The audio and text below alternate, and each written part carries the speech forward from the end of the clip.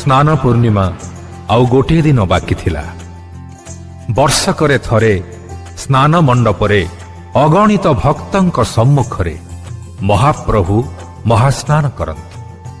ଯେଉଁ ପବିତ୍ର ଦୃଶ୍ୟକୁ ଦେଖିବାକୁ ସମସ୍ତଙ୍କ ଆଖିରେ ଥାଏ ବର୍ଷକର ଅପେକ୍ଷା। ମହାସ୍ନାନ ହେବା ପରେ 15 ଦିନ ପାଇଁ ମହାପ୍ରଭୁ ଅଣସରକୁ ଚାଲିଗଲେ।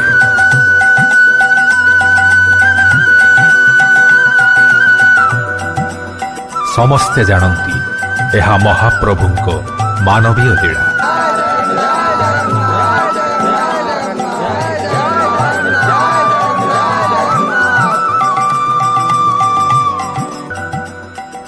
ଅଣସର ବିଧି ସହିତ ରଥଯାତ୍ରାର ପ୍ରସ୍ତୁତି ଆରମ୍ଭ ହୁଏ।